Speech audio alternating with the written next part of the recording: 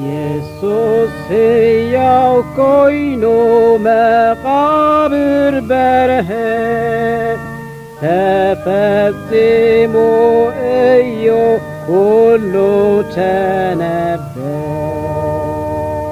ተዓጂቦ ግርማ ካብ ሞት ወፂኡ ዓለም ድሒና ሳላ ስዕረቱ ተገምጢሉ ጠንሐ ትሒቱ እምኒ ስምባል ሒዝዎም ነቶም ሓለውቲ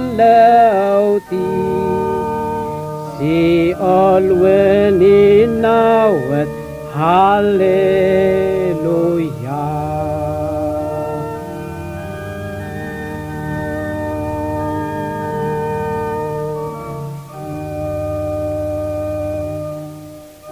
ተዋጊኡ ነይሩ ብርሃን ምጸልማት ብርሃን ግን ስዒሩ ርሓቕ ሓጢአት ሞት ሓሚቑ እዩ ይበርትዕ ሕይወት ኣብ ፀበባ ኩሉ ስዕወት እምነት ወኣንስቲ ኣብዚ ንመንደሊኽን ምስቶም ምዉታት ሕያው የለን ተንሲኡልና ክርስቶስ ሃሌሉያ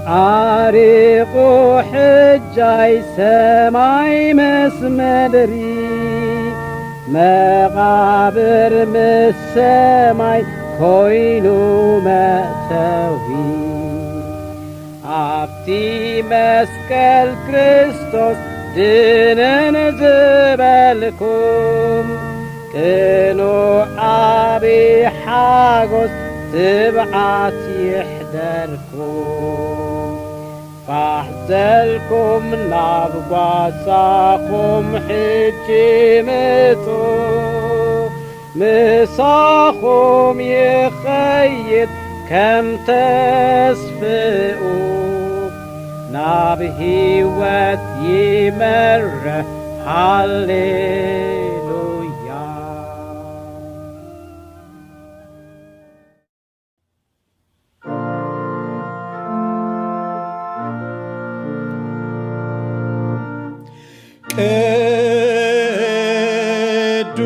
ቅዱስ ቅዱስ ቅዱስ ጐይታ ሰራዊት ኩሉ ምድሪ ብኽብረቱ መሊኡ አሉ።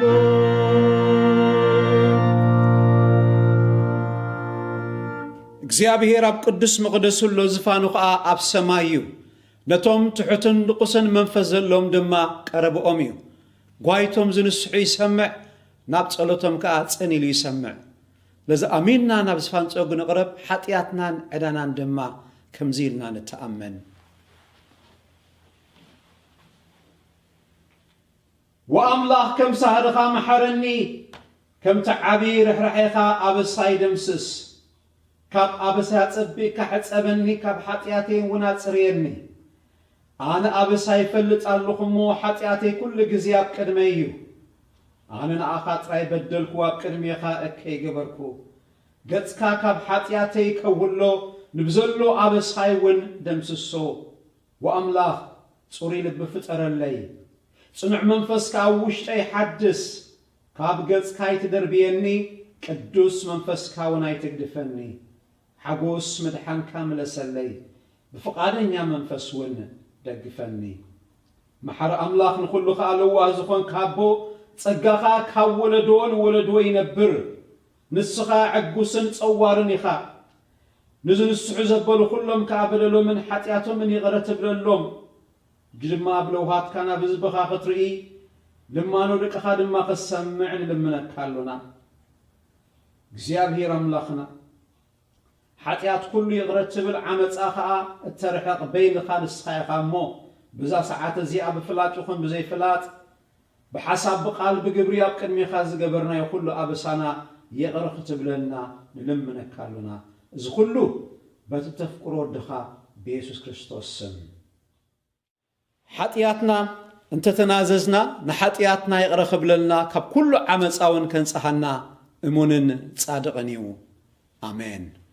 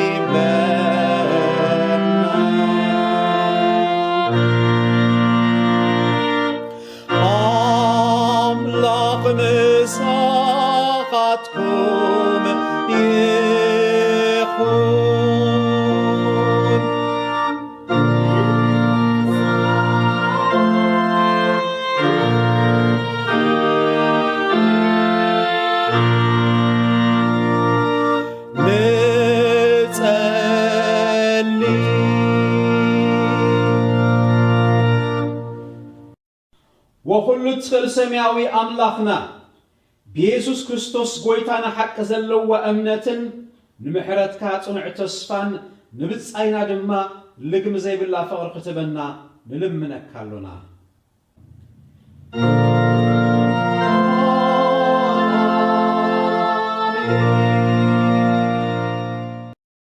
لبخم نابك زي أبير على العلو نايلومي كفل مصحف قدوس كأ سمعو نايلومي كفل مصحف قدوسنا أم مزمور داويت إسران شوعتن كفقدي حدخ حمشته إيو እግዚአብሔር ብርሃነይን መድኃነይን እዩ ካመን ዳአየ ዝፈርህ እግዚአብሔር ኃይሊ ህይወተይ እዩ ካመን ከየ ዝስንብድ ገበርቲ እከይ ንስጋይ ክውሕጡ ሓደጋ ምስ ወደቁኒ ወደረኛታት ጸላእተይ ባዕላቶም ተዛብዑ እሞ ወደቁ ክቃወመኒ ኢሉ እኳ ሰራዊቱ እንተ ዘስፍር ልበይ አይፈርህን እዩ ኩናቱን እንተ ዝለዓለኒ እምነት ኣሎኒ ብመዓልቲ ፀባ ኣብዳሱ ክሓብኣኒ ኣብ ውሻጠ ድንኳኑ ክኽውለኒ ኣብ ከውሒ ልዕል ከብለኒ እዩ እሞ ንእግዚአብሔር ሓንቲ ነገር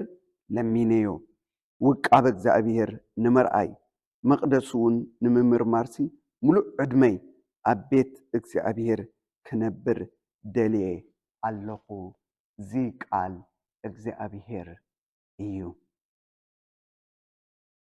ሕጂ ሓቢርና እምነት ክርስትናና ከምዚ ኢልና ንተኣመን ንሕና ኩሉ ብዝኽእል እግዚአብሔር ኣቦ ፈጣር ሰማይን ምድርን ንኣምን ኣሉና።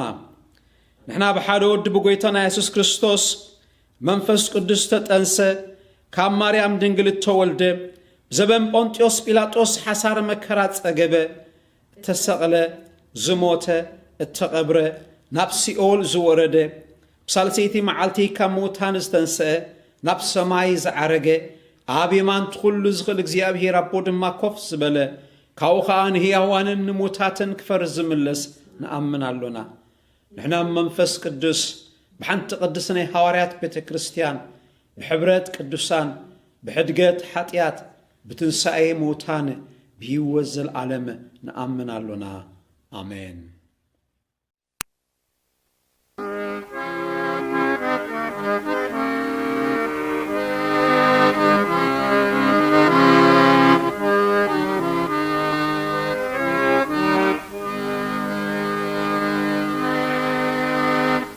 ተመስገን ወመድኃኒና ስለ ደምካ ዘፍሰስካ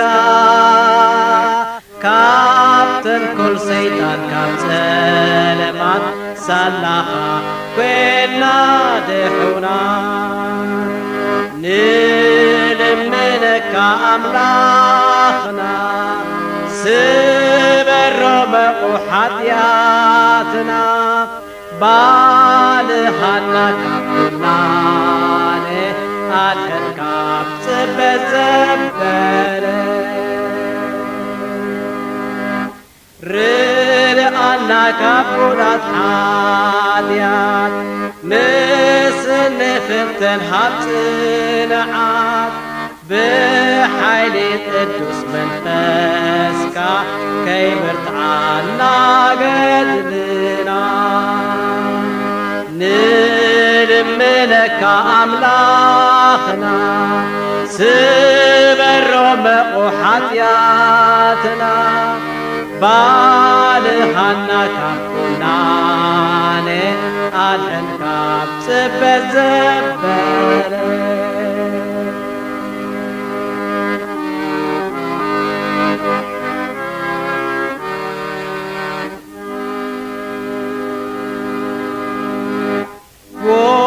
ኢየሱስ ፈቃር ሓውና ምንባር ምሳና ፍቶኻ ካብዚ ክንሳገብ ሰማይ ምርሓና ባልኻ ጎይታ ንልምነካ ኣምላኽና ስበሮ መቑ ሓጢአትና ባልሃና ካብ ኵናኔ ኣድሕን ካብ ጽበት ዘበለ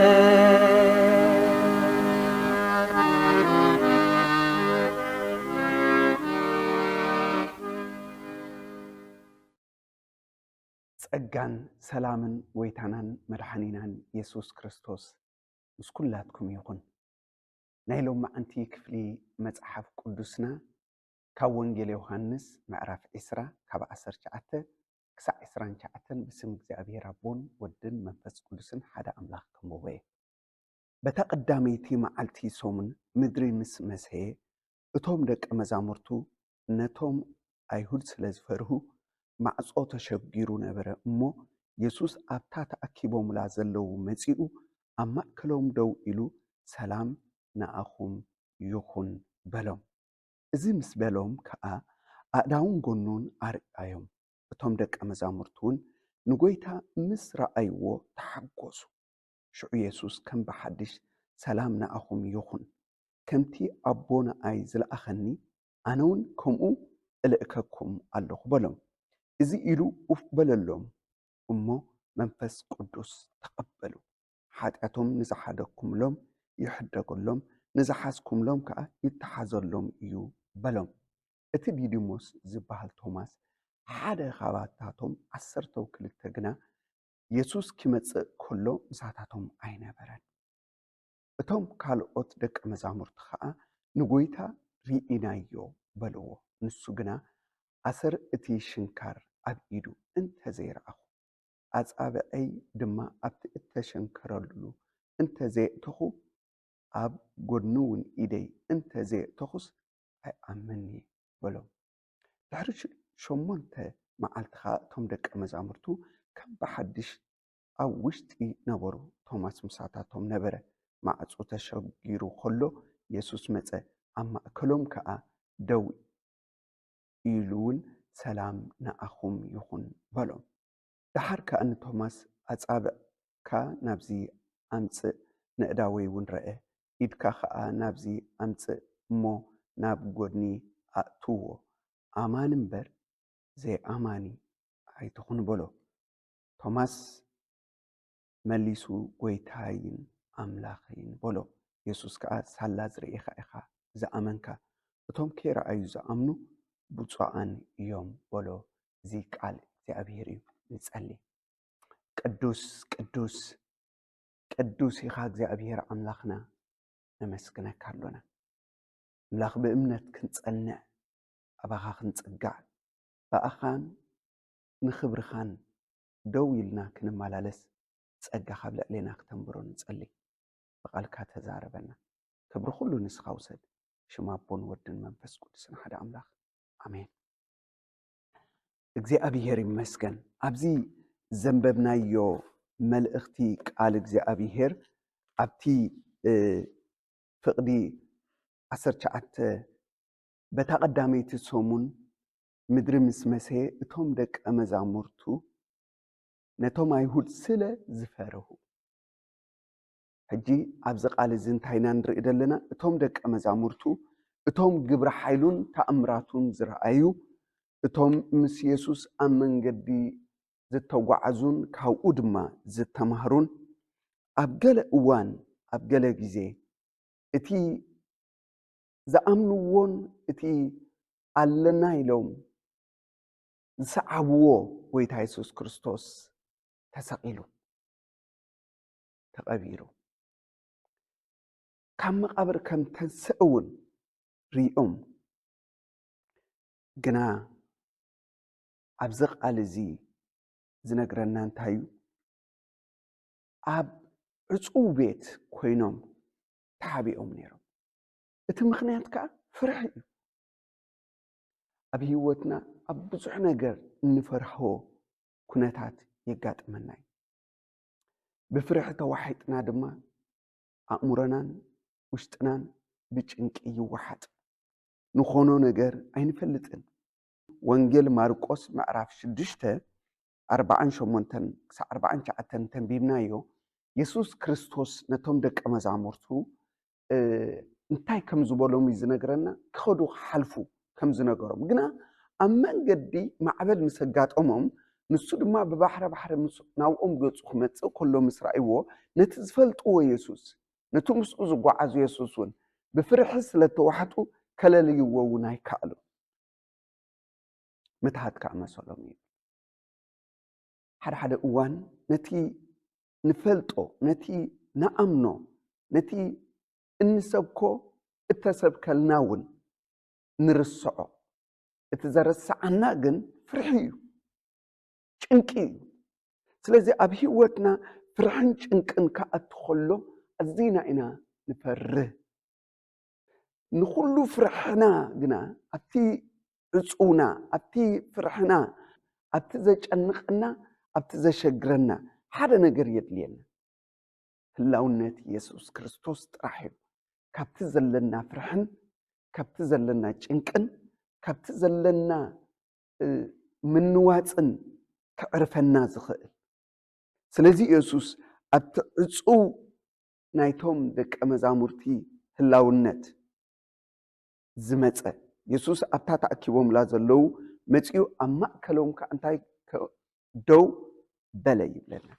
ስለዚ እቲ ምምፃእ ናይ ኢየሱስ ክርስቶስ ኣብ ማእከሎም ህላውነቱ ኣብ ማእከሎም ንጭንቆም ንፍርሖም ንስምባዶም ዘርሐቕ እዩ። እዚ ኣብ ኩነታትና ኢየሱስ ኣይሓድገናን እዩ። ኣብ ፍርሕና ኢየሱስ ኣይሓድገናን እዩ። ኣብ ድኻምና ኢየሱስ ኣይሓድገናን እዩ። ስለምንታይ ይደክም? ስለምንታይ ይፈርሕ? ስለምንታይ ይጭነቕ? ስለምንታይ ከይፀበኒ ንብል ንኸውን ሰብ ኢና። እቲ ሓደ ነገር ክንርስዖ ዘይብልና ነገር እንታይ እዩ? ሰብ ኢና። ኢየሱስ ስለምንታይ መፂኡ? ኢየሱስ ስለምንታይ ብስቃይ ብውርደት ሓሊፉ? ኢየሱስ ስለምንታይ ተሰቂሉ? ስለምንታይ ተቐቢሩ? ስለምንታይ ካብ መቃብር ሕያው ኮይኑ ተንሲኡ? እዚ ወንጌል እዚ ክርዳእና ግሩም እዩ። ንሕና ብርቱዓት ስለ ዝኾንና ኣይኮነን። ንሕና ኩሉ ስለ ንኽእል ኣይኮነን። ንሕና ዓቕሚ ስለ ዘይብልና፣ ንሕና ሰብ ስለ ዝኾንና፣ ንሕና ስለ ዝወደቕና፣ ንሕና ስለ ዝደኸምና ንሱ ካብ ድኻምና ምእንታን ከተንሳኣና እዩ ኢየሱስ መፂኡ። ስለዚ ንሕና ይኮንና ናብ ኢየሱስ መፂእና። ኢየሱስ እዩ ናብ ድኻምና መፂኡ። ኢየሱስ እዩ ናብ ውድቀትና መፂኡ። ኢየሱስ እዩ ናብ ፍርህና መፂኡ። ምክንያቱ ኢየሱስ ካብ ውድቀትና ከልዕለና፣ ካብ ድኻምና ከበርታዓና፣ ካብ ጭንቅና ከውፃኣና፣ ኣብ ጸልማትና ብርሃን ምእንታን ከብራህልና ከምታ ኣብ ቃል ኣምላኽ ተጻሕፈ ቃል ብመጀመርታ ነበረ፣ እቲ ቃል ከዓ ኣብ ኣምላኽ ነበረ፣ እቲ ቃል እውን ኣምላኽ ነበረ፣ ኩሉ ከዓ ብኡ ኾነ፣ ብዘይ ብኡ ዝኾነ የልቦን፣ ብርሃን ኣብ ጸልማት የብርህ፣ ጸልማት ከዓ ኣይሓዞን። ስለዚ እቲ ብርሃን ኢየሱስ ክርስቶስ ናባና ስለ ዝመጽእ ጥራሕ እዩ ንሕና ካብ ፍርሕን ካብቲ ጭንቅን ክንወፅእ ንኽእል። ቅዱሳን ኣብ ስለምንታይ ከምዚ ይሓልፍ ኣለኹ፣ ስለምንታይ ከምዚ ይስማዓኒ ኣሎ ካብ ምባል ወፂእና ነቲ ናባና ዝመጽእ ዘሎ ቃል ጽንበል። እቲ ቃል ዘዕርፈና፣ እቲ ቃል ዘበርታዓና፣ እቲ ቃል ሰላም ዝህበና ናይ ኢየሱስ ክርስቶስ ሕያው ቃል እዩ። ስለዚ እቲ ትንሣኤና ኢየሱስ ክርስቶስ ጥራሕ እዩ ካብ ሙት ነገርና ሕያው ዝገብረና። ኢየሱስ ክርስቶስ ንኣና ህይወት ክዘርአልና ምእንታን እዩ መፂኡ። ኣብ ትንቢት ሕዝቅኤል ምዕራፍ 37 ተንቢብናዮሲ እቲ ዓፃፅምቲ ደረቕ ዓፃፅምቲ እዚ ሕያው ክኸውን ይኽእል ድሉ ምስ ሓተቶ ወይታይ ንስኻ ትፈልጥ ምስ በሎ ተነበየሎም ተዛረብ ዓፃፅምቲ ሕያው ምእንታን ክኸውን ሽዑኡ ምስ ቃል ምስ ወፀ ሽዑኡ ምስ ተነበየ እቲ ፍንሕንሕ ኮነ፣ እቲ ዓፃፅምቲ ሕያው ኮነ፣ እቲ ዓፃፅምቲ ጭፍራ ኮነ። ሎሚ እቲ ዘጨንቐና፣ ሎሚ እቲ ዘፍርሐና፣ ሎሚ እቲ ምዉት ኮይኑ ዝስማዓና እቲ ቃል ጥራሕ እዩ ዘድልዮ። እቲ ቃል ጥራሕ እዩ ዘድልዮ። እቲ ቃል ኢየሱስ ክርስቶስ ትንሣኤና ኢየሱስ ክርስቶስ ንኣና ህይወት ምእንታን ክዘርአልና እዩ። ናብራና ህይወት ክዝረአሉ ምእንታን እዩ። ሓዳርና ህይወት ምእንታን ክዝረአሉ እዩ። ደቅና ህይወት ምእንታን ክዝረአሎም።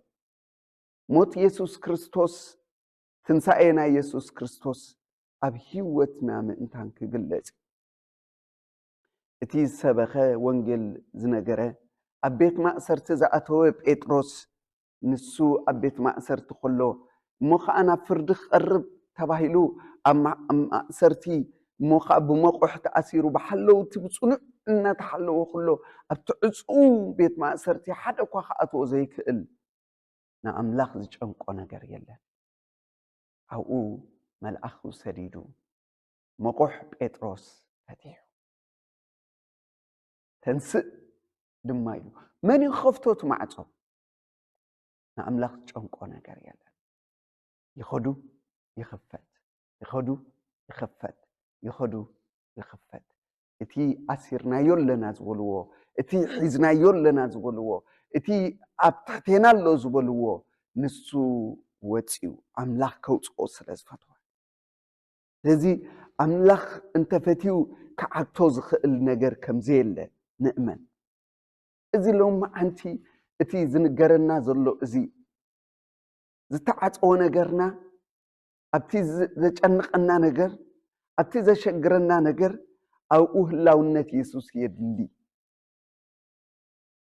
ባዕለይ ይፈልጥ ኣይትበል ተባሂሉ ተጻሒፉ ባዕለይ ይኽእሎ ኣይትበል ተባሂሉ ተጻሒፉ ካኣለ ኣምላኽ ኩለናስ ንምንታይ ኢና ባዕለይ ይኽእሎ ንብል ዝኽእል ጎይታ ኩለናስ ስለምንታይ ኢና ባዕለይ ንብል ስለዚ ናብቲ ካኣለ ኣምላኽ ምጥማት ጥራሕ ዘድልየና ናብቲ ሕፍረት ንዒቑ ኣብ መስቀል እተዓገሰ ጀማር እምነትናን ኢየሱስ ንጠምት ተባሂሉ ተጻሒፉ ምጥማትና ናብኡ ይኹን እቶም ናብኡ ዝጥምቱ እቶም ናብኡ ዝርዩስ ገጾም እንታይ ዝኸውን ይብል የንጸባርቕ ይብል ስለዚ ናብኡ ጥራሕ ንጠምት ንሱ ብርሃንና እዩ ንሱ ሰላምና እዩ ንሱ ምጽንናዕና እዩ ስለዚ ድማ ኣብቲ ዕጹብ መጺኡ ዘድልዮም ስለ ዝፈለጠ ሰላም ንዓኹም ይኹን ኢልዎም ቅዱሳን ሰላም የድልየና ኣይናይ ሰላም ውሽጢ ሰላም እንተ ዘይብሉ ኣብ ዙርኡ ሰላም እንተኾነ ኣይናይ ሰላም እዩ ሰላም ዝኾነሉ ሰብ ሰላም ይደሎ ኢሎም ብሰላም እንዳኣተው ብሰላም እንዳወፁ ሰብ ግና ኣብ በይኑ ሰላም ይስእን በይኑ ይጭነቕ ስለምንታይ እቲ ሰብ ዝሰርሖ ሰላም ነቲ ናይ ውሽጣዊ ሰላም ክኸውን ኣይክእልኒ ስለዚኡ ሰላመይ ይህበኩም ሰላመይ ክኣሓድገልኩም እቲ ኣነ ዝህበኩም ሰላምሲ ከምቲ ዓለም እትህበኩም ኣይኮነን ይብለና ሰላም ኢየሱስ ክርስቶስ የድልየካ ሰላም ኢየሱስ ክርስቶስ የድልየኪ እዚ እቲ ሰላም ኣምላኽ ጥራሕ ይግዛእ ኣብ ቤትና እቲ ሰላም ኣምላኽ ጥራሕ ይግዛእ ኣብ ልብና بمكرا وننت حلفنا بشجر وننت حلفنا بحمام وننت حلفنا بمركب وننت حلفنا بمسأن وننت حلفنا وشتنا سلام مزهلو حقوس أملاخ قبل بنالو زي قال زي هياون لذي سلامنا أخوم يخون زبلك على أبانا خسلتن سلام أملاخ أبانا بوتا خركب مون لبنا عرفت خب نتقول لنا كل زبله عرفت خبو ويتا يسوس كريستوس نزيد لنا تاتناوت مركب تاتناوت جالبان ايتهم دك مزامرتو يسوس مستسو نسغنا دك يسو نبره يزبلنا دك مزامرتو قريبهم ويتا طفانا ادحننا بلو نسخاتهم غدلو امنت كميك اتفرهو بلوم شعوتن سيون نفاس نبحرن غنحو ابي هدات كا كونه هدأتنا عرفتنا سلامنا يسوس أنتم كلكم تتسعرون تصور زخبدكم أنا أعرفكم نابعين عيب لنا قالت أبير عرفتي أب كريستوس يسوس الذي سقينا وسيدوي حمامنا وسيدوي أبزبانو صعين وي موتنا وسيدو وي أبكندانا مويتيو نسو هيوت هيبناي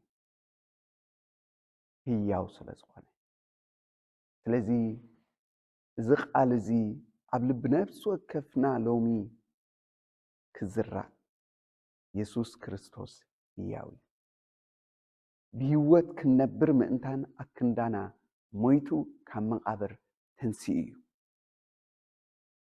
ازي مس بلوم كايلو افقد عسرا غنو ارأيهم تم دق مزامرتون غويتا مسرأيو تحقص ሎሚ ሓጎስኩም ኣብ ምንታይ ኣሎ? ኣብ ትሕሶ፣ ኣብ ቦታ፣ ኣብ ኩነታት፣ ኣብ ነገራት ኣብ ምንታይ ደሎ ሓጎስና? ቃል ኣምላኽ እንታይ ድብለና? ብጎይታ ተሓጎሱ ደጊመ ከዓ ተሓጎሱ እብለኩም ኣለኹ። ስለዚ እቲ ሓጎስና ኣብ ጎይታ ክኸውን መዝገብ ካብ ዘለዎ ኣብኡ ድማ ልብኻ ኣሎ። ስለዚ መዝገብኩም ኣብቲ ሰራቐ ኹዒቱ ዘይረኽቦ ነቐዝ ከዓ ዘይበልዖ ኣብ ሰማይ ኣብ ላዕሊ ግበሩ። ስለዚ ኩነታት ዝልውጦ ሓጎስ ዘይኮነ፣ ነገራት ዝልውጦ ሓጎስ ዘይኮነ፣ ሓጎስና ዝመልሶ ሓጎስና ዝኾነ ክርስቶስ ኢየሱስ። ስለዚ ኣብቲ ምልኣት ዘለዎ ሓጎስ ይኹን ሓጎስና ቤትና ብሓጎስ ክመልእ፣ ሕብረትና ብሓጎስ ክመልእ፣ ኩነታትና ብሓጎስ ክንመልእ፣ ብሓጎስ ክንወፅእ፣ ብሰላም ከዓ ክንስነ ክርስቶስ ኢየሱስ መራሒና ይኹን። ኣምላኽ እዩ መራሕየይ ክንደይ ደስ ይብሎ ንልበይ እንዳበልና ንዝምር። ምክንያቱ እቲ ዝመርሓና ናበይ ከም ዝመርሓና ይፈልጥ። ታዲያ የድልየና ኣሎ ምሕጓስ ባህ ይበለና። ፅውዒ እንታይ ይገብር ኣሎ? ይጅርብብ ኣሎ እዩ። ስለዚ ዝጅርብብ ሓጎስ መሊኡ ዘይጀርብብ ሓጎስ ካብ ኣምላኽ ተዋሂብልና እዩ። እሱ ድማ ክርስቶስ ኢየሱስ እዩ። ስለዚ እቶም ደቀ መዛሙርቱ ክወፁ ከለውስ እናተሓጎሱ ክኸዱ ከለዉ ደስ ኢልዎም ከሳጉሙ ከለዉ ትዝልምን ዝነበረስ እዚኣቶም ምስ መሊኡሎም ዝኸውን ዝሕጎስዎ ደለዉ ዘለዎም ነገር ኣሎ። ስለዚ ተለሞንኮምሲ ካብቲ ነገሮም ክቡን እዮም፣ ካብቲ ዘለዎም ክቡን እዮም ክልምን ጀሚሩ። የብሎምን ወርቂ፣ የብሎምን ብሩር፣ የብሎምን ገንዘብ፣ የብሎምን ናተይ ዝብልዎ ነገር ኩሉ ከምቲ ኣብ ቃል ኣምላኽ ዝብል ኣብ እግሪ ሃዋርያት ኩሉ ተዋሂቡ እዩ። ደለዎም የብሎምን፣ መርበቦም እውን ገዲፎም እዮም፣ ጃልቦኦም እውን ገዲፎም እዮም፣ ወላ ሓንቲ የብሎምን። የብሎምን በቲ ሰብ ዝብሎ የብሎምን፣ በቲ ኣምላኽ ዝብሎ ግና መሊኡ ዘንጀርብብ ኣለዎም። እቲ ዘለዎም ከኣዚ እዩ። ከምዚ ድማ ኢሎሞ ወርቅን ብሩርን የብልናን፣ እቲ ዘለና ግና ንህበካ ብስም ኢየሱስ ክርስቶስ ተንስእ። ስለዚ እቲ ሰብ ክህቦ ዘይክእል፣ እቲ ፅዕርካ ክመፅእ ዘይክእል፣ እቲ ብናትካ ክእለትን ሓይልን ክመፅእ ዘይክእል፣ እቲ ካእልነት ኢየሱስ ክርስቶስ ኣብ ዝመልኦም ኣብ ውሽጦም ድማ ስለ ዝበዝሐ ካብቲ ዘለዎም ኣማቒሎም ዘማቐልዎ ድማ ፈውሲ እዩ፣ ዘማቐልዎ ድማ ምትንሳእ እዩ፣ ዘማቐልዎ ድማ እቲ ሰብ ክህቦ ዘይክእል፣ እቲ ዘይለመኖ፣ እቲ ሃረር ዘይበሎ ግና ኣምላኽ ዝሓለየሉ ንሱ ሂቦሞ። ሎሚ እዚ ነገር እዚ ኣብ ልብና ይሃሉ። ዝሕጉሰና ኣለና ንብሎ እሞ ክነማቕሎ ንደሊ እንታይ ኣሎ? ስለዚ ሰላም ሒዝና ድጓዓዝ ኣለና ዶ? ኣብቲ ዘለናዮ ሓጎስ ኣሎ ዶ? ኣብቲ ዘለናዮ ሰላም ኣሎ ዶ? ኣብቲ ዘለናዮ ፍቕሪ ኣሎ ዶ? እቲ ናትና ፅልዋ ኣብ ከባቢና ከመይ ኣሎ? ኢየሱስ ተንሲ እዩ። እቲ ክገብሮ ዘለዎ ንኣና ገይሩልና እዩ። መንፈሱ ሂብና እዩ። ክንበርህ ጨው ምድሪ ክንከውን ማእዛ ክርስቶስ ክንከውን ሊኡኹና እዩ። ከምኡ ኣለና ዲና። ስለዚ በቲ ናይ ዓለም ኩነታት በቲ ናይ ዓለም ክፍኣት ደኺምና ከይንህሉ ገዛ ርእስና ንመርምር። ስለዚ ናትና ምህላው ኣብ ሕብረተሰብ፣ ናትና ምህላው ኣብ ከባቢና፣ ኣብ ቤትና ዕረፍቲ ድድህብ سلام دي دهب حقوس دي دهب كابت زلنا كوينا نمقل أفكا ملأت لبي إكوات زارب وشتخا ملأتو إزوت سلازي تزملأنا يو ناي كريستوس حقوس ناي كريستوس سلام تخوينو نتخبابينا دما مفاقرتن سلامن عرفتن كسانتن يقبرنا أملاخ لومي نازين أمان كريستوس يسوس زمتة نحنا نبرخت ما انتان كنكون أو أطرح مصنع يزد لينا أو من القاب يزد لينا كم تأبك على أملاخ تتصحفه عباي صنعو أنفر أبتقون دويني انت زيت أنا كابرو سوخ فري أيكل عباي تتصنعكم عليونا بخاتكم تحدره تلمونو زبلة يخون لكم سلازي على أملاخ كم تيب لنا كتكدو إخم كتفري إخم فريخم كأنا بارخم اتحاد مساعتاتو ما ينبرن توماس كيرا أخو أي أمنين يسوس متي توم كيرا أيوزا أمنو انتايلو بوصاء نيميلو سلازي أمان خون لومي نابرانا بإمنتي خون اتنا أمنو أموني أملاخنا أخي أموني أملاخنا أخا أم نجركا كمتص أب كناتاتكا كمتص أب هيوتكا كركب أم مريحنتو أموني زابير تزي نعو آميننا لبنا أو يعرف تزي نتي نحنا نصوز لأخنا تلأخو أو أطرح نتأمت سيز لو مزلخو زي ما قلت زي أزلخو نخبر أملاخ إيو نبل سلازي خونه دما نتيز الأخنا أمنات كونا فرينا نبار مئنتان كخون كن كيد فرخن فري أملاخ نزيو تصوي النازل سلازي تنسينا نبره تنسينا نخبرو دو نبل كتسئ زخئل حيلة تنسائي يسوس كريستوس أبانا له سلازي اتيت انكتنا زيو مس يسوس ميتنا مسؤد ما تنسينا إنا نؤو هياوان كنا كنمالالس دما حيل منفس قدوس أبلع لنا اللو راح انتاي نبل يا أمن كم زرباخا يخون اللي إلى نأمن راح نبل امنت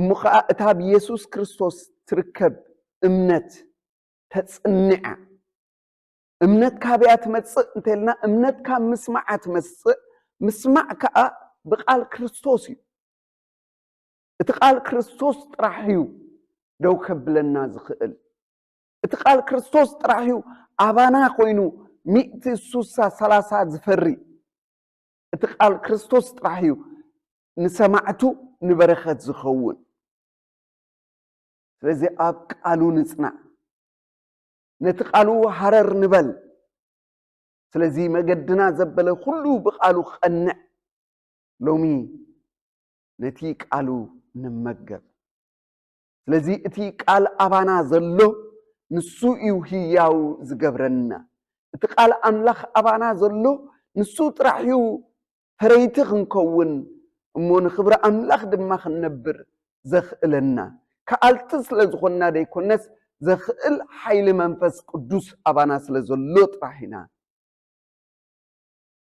بتسأجع أملاخ كنمالالس دو كنبل نخيل لذي قدوسان لومي أبزق على نصنع نالبات بستفل عليه خونتات نجنق انتلنا نفرح انتلنا نجاراتنا تعطيون تلون اتيك على أملاخ أبانا متسيو اللو اتيك على أملاخ يو كفرحنا زوجنا اتيك على أملاخ يو كابتزلنا يو تسببها زوجنا اتيك على أملاخ يو برهان كوينو نسأل ماتنا زوبرهو إمن ترح እመኒ ጥራሕ እምነትና ኣብ ክርስቶስ ይኹን እምነትና ኣብ ቃሉን መንፈሱን ይኹን እምነትና ኣብ ኩነታታ ይኹን እሞ ኩነታተይ ከም ዝኾይኑ እንድዩ ነገራተይ ከም ዝኾይኑ እንድዩ ኩነታተይ ናብ ዝንዲ ዘብል ደሎ ኣይንበል ናብኡ ኣይንጠምት ናብ ክርስቶስ ኢየሱስ ንጠምት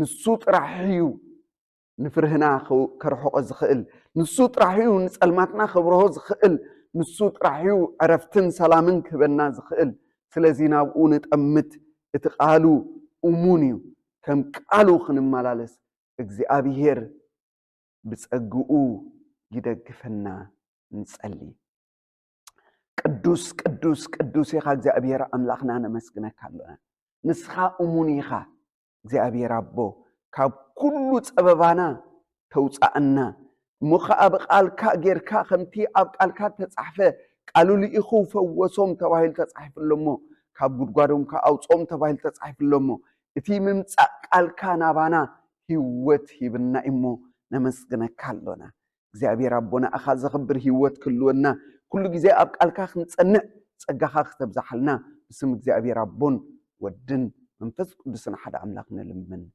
አሜን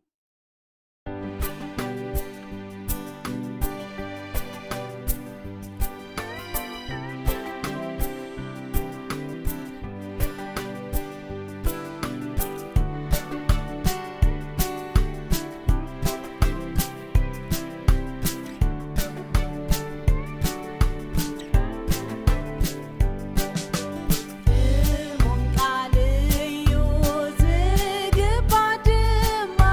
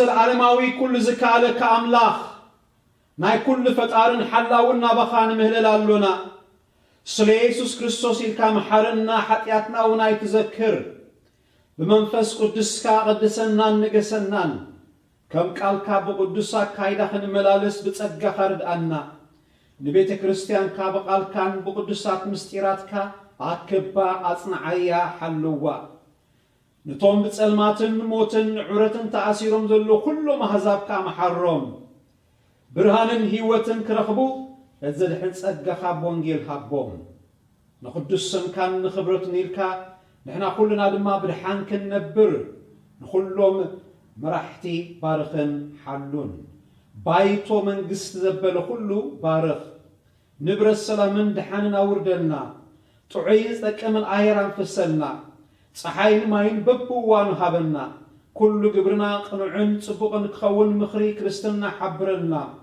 ዘር ምድሩና ቁልናን አፍሬልናን ግቡእ ግብር ጥበብን ጽቡቕ መነባብሮን ባርኸልና ነቶም ንዕዮ ማሕበርካ ከቕንዑ ዝእከቡ ኩሎም ባሮትካ ክትባርኾም ንጸልይ ኣለና እቲ ምእካቦም ከዓ ንኽብርኻን ንምዝርጋሕ መንግስትኻን ክጠቅም አስምረሎም ወትሩ ዝእከቡ መኻሮ ቤተ መንግስቲ ባርኮም ሓሳቦም ንኽብር ስምካን ንምስልጣን ሃገርን ክኸውን ብፍርሃትካን ብጽቡቕ ስምምዕን አስልጠሎም ወእግዚአብሔር ነታ ቅድስት ቃል ኪዳን ባርኽ መናዳኻ ነዞም ሕጂ በቃል ኪዳን ክትኣታተው ዝደልዩ ባርኮም ኪዳን ጥምቀቶም ንዝሕድሱን ንዝቐርቡን ብምሕረትካ ረአዮም ፍልጠት ክርስትናን ተጉላባ ዘይብላ እምነትን ዓድሎም ናይ ሓቂ ተማሃሩኻ ኮይኖም ወርትግበት ሓቂ ዝመልኦ መገድኻ ክመላለሱ ምርሓዮም ንኩሎም ሕሙማት ድኻታትን ዓቕሎም ዝጸበቦን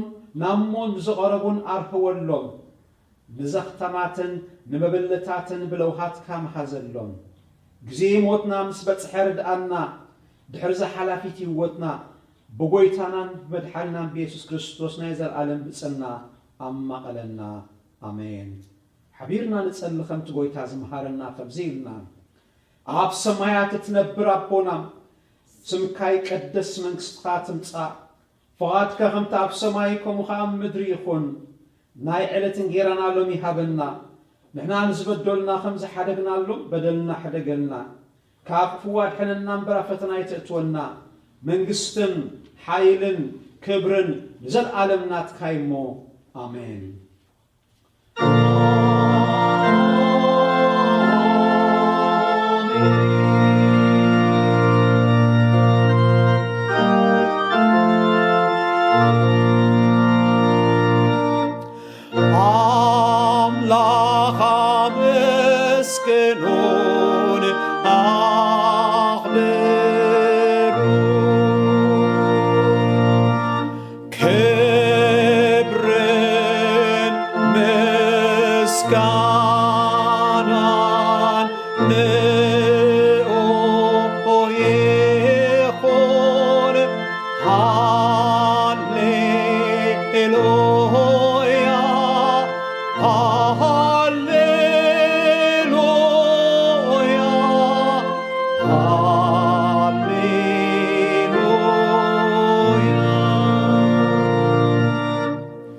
ልብኹምና ብእግዚአብሔር አልዕሉ በረኸቱ ድማ ተቐበሉ እግዚአብሔር ይባርኽኩምን ይሓልኹምን እግዚአብሔር ገጹ ይብርሃልኩም ጸጉ ድማ ይሃብኩም እግዚአብሔር ገጹ ይምለሰልኩም ሰላሙ ከዓ ይሃብኩም ብስም እግዚአብሔር አቦን ወድን መንፈስ ቅዱስን ሓደ አምላኽ አሜን አሜን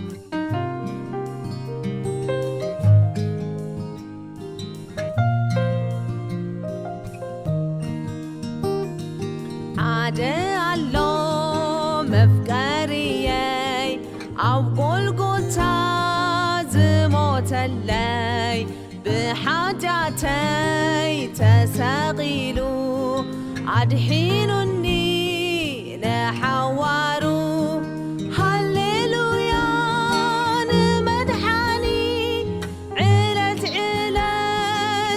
مرحني يتوني نبتابتو أخلي الكدف مسناتو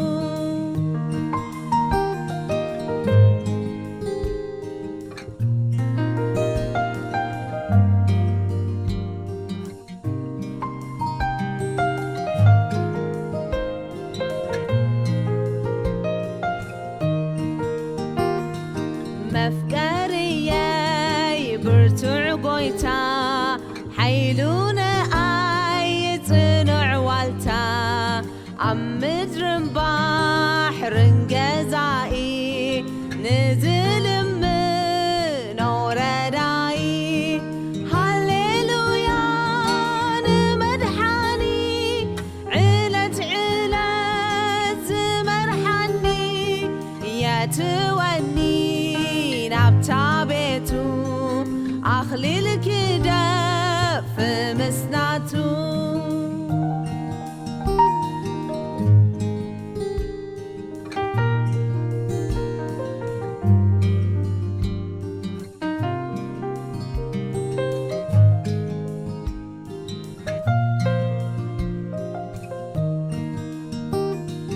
فغري مدحن ملوهياب زلمتي يبرح علي معلتاتي أحبيسو حزني كله دمسيسو هللويا نمدحاني علت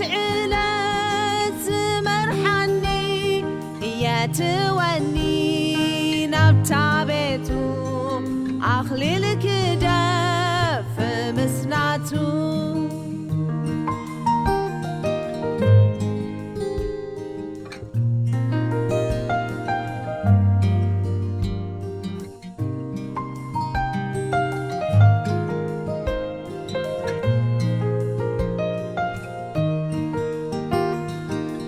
أحوي مساي زمر يعد مدحاني زي بغوعك وانت خوينكا تقاناتو يأخلكا هللويا نمدحاني علت مرحني يتوني نبتابتو أخلي الكدف مسناتو